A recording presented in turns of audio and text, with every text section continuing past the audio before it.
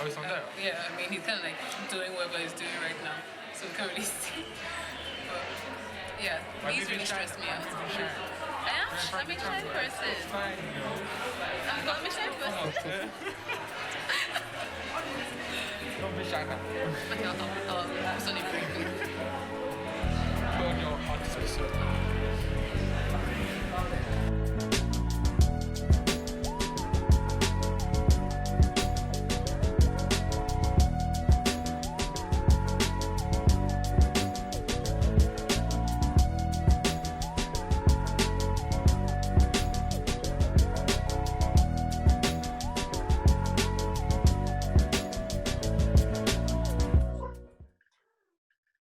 We're recording.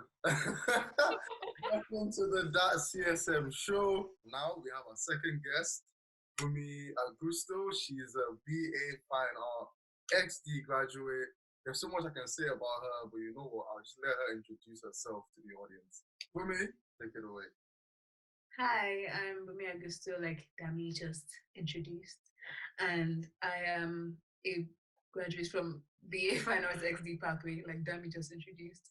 I'm an international student from Nigeria, so most of my work has to do with me exploring the self and how it changes while I move back and forth between Lagos and London. What made you want to be an artist? What was that? You know what? This is what I want to be. This is what I want to do. What was that for you?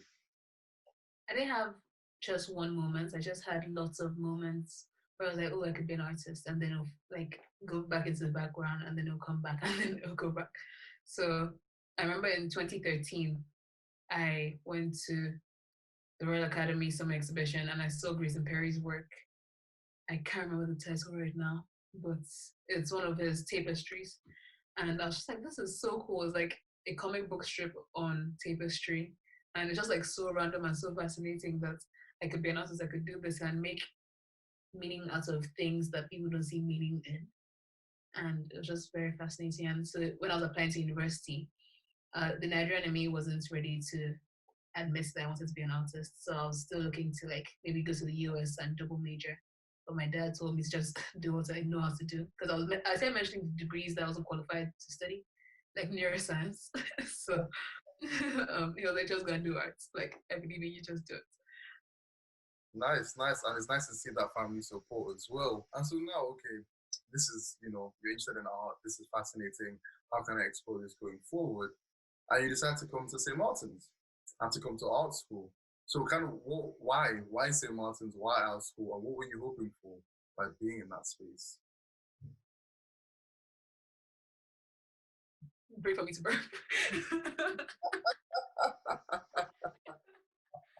Well, when I was applying to universities, I applied to universities both in the UK and US. And so when I got into most of them, and it came down to Parsons versus CSM, and I'm just not a fan of New York like that. It's very overwhelming for me. Plus, I done a summer course at Central St. Martin's, the foundation preparation course, and I just fell in love with it. I just felt so supported in like any medium I wanted to, that I could think of that I wanted to do. I just feel supported. So yeah. And so now being in St. Martin's, you're living in London, you've come from Lagos, and I think as you referenced at the beginning, your work kind of explores that sense of self and how it occurs in these two spaces. And so for me, it's then how has being in London and being in Lagos impacted your sense of self and your practice?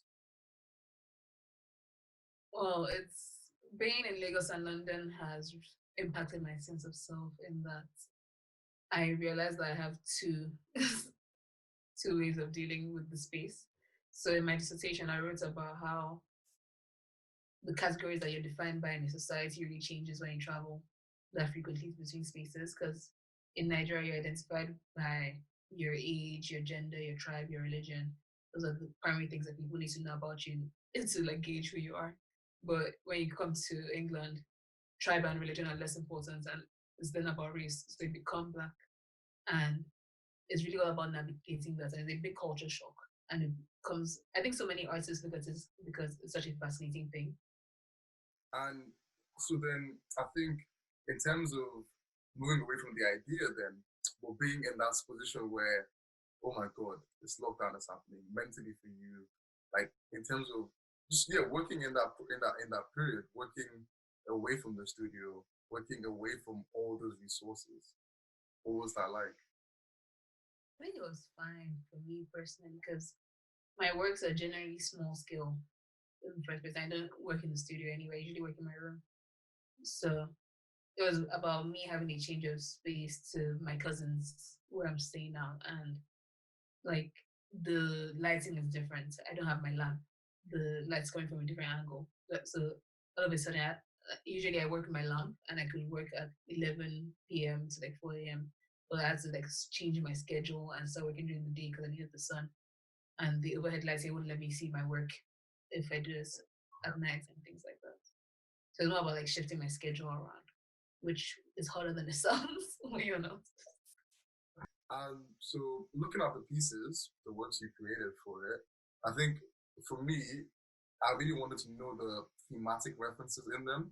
Because viewing it, it was very prevalent, this idea of transformation within the self.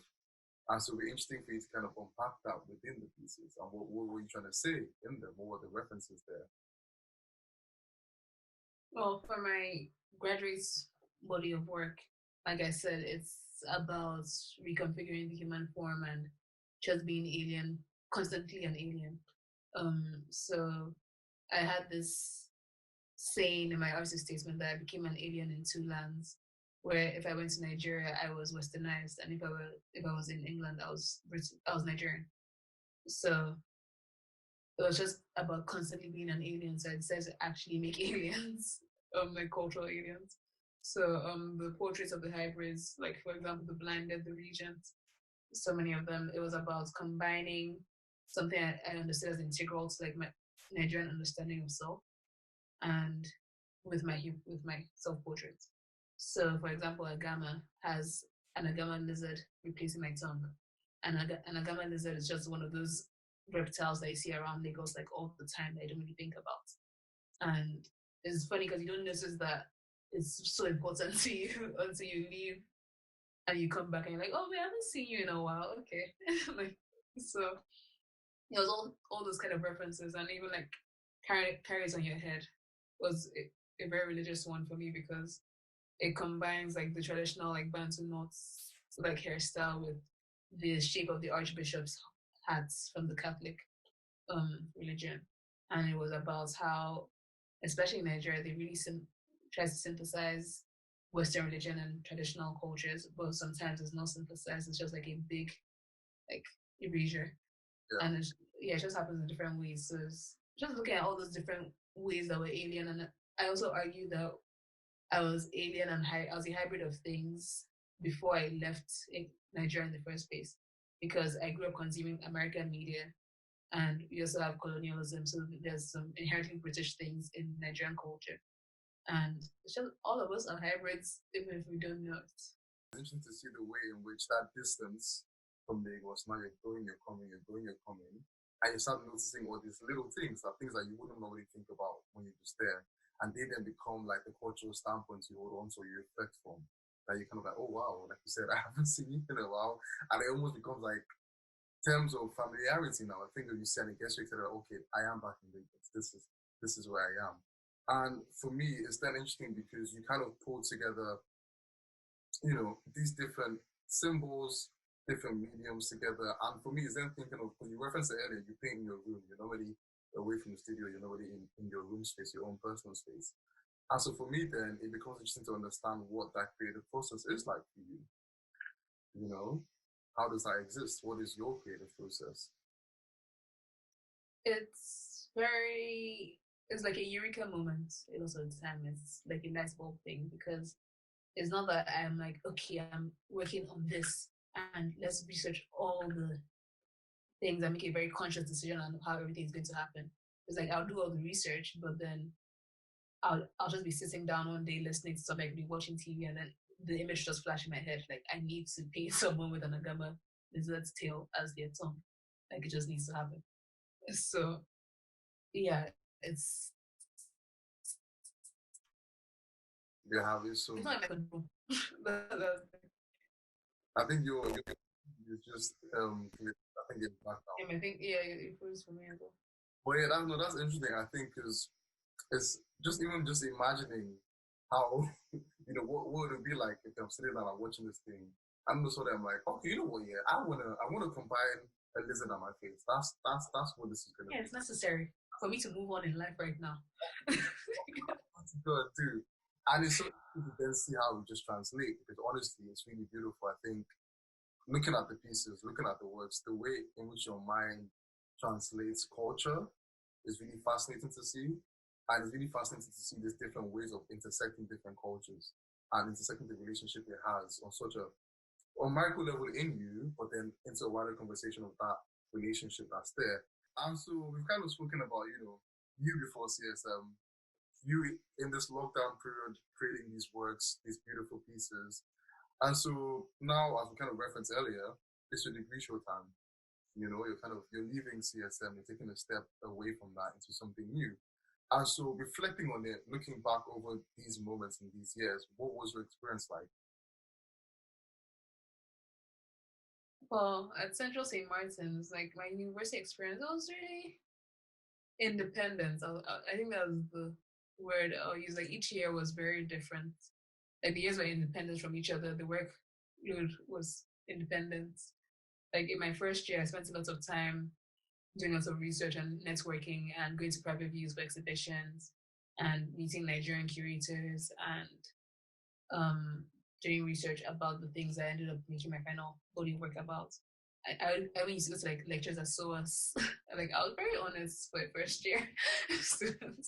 And then in my second year, I did my exchange at the Royal Academy of Arts in The Hague. And that was very interesting for me because we had electives. So I was able to take an arts writing class and a video editing class. And because I was doing an exchange and I had this whole thing about I'm moving between three spaces now. I'm moving between Netherlands, um, England, and Nigeria. And practically, it's hard to carry work from place to place. So it was during that time that I really got into making digital work. And so it comes into, I feel like right now, my digital work is in a very separate space from my practice. But one day it might blend. But yeah, so it's a thing that's there. The third year was Corona. Nah, and I think it's interesting, like those independent years, but they've all led to this totality now and in viewing the work and in viewing you. And so now it's then this weird thing of graduating in this year post-corona world we're in. And I guess it's what are you hoping for now? What's next? Well, I'm graduating. I am moving back to Nigeria. And luckily, my cousin, who's an artist that actually taught me how to draw and took me on when I was younger, she has a studio in Nigeria. So we get to share it.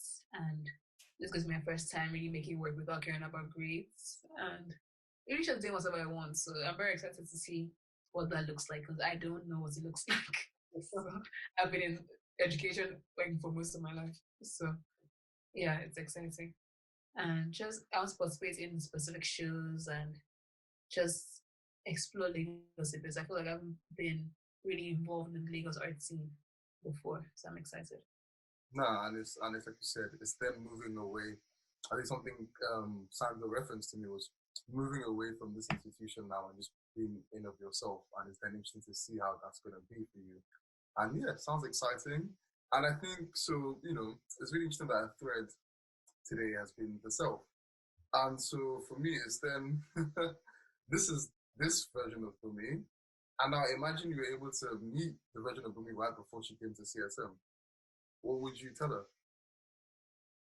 I'll tell her to make whatever she wants because I feel like when I started at CSM, I was very concerned about what my Nigerian audience would think about my work when I go back. So I wasn't like I was stifling myself essentially. So I was like, oh, this is too weird. Like they just think I'm so like this think there's something wrong with me or that or something like religion based. I'm just like they're just not going to like it. So it got to the point where my teachers were just like, we just need to actually do whatever you want and then work around it later. So yeah, I wish I had spent more time doing what I wanted. Nice. But now you can do everything you want. And I think it's really amazing to see how it's growing. And yeah, just honestly wishing you the best of luck with everything moving forward. Thank you so much for coming today and sharing your work with us. Fabulous, fabulous, fabulous.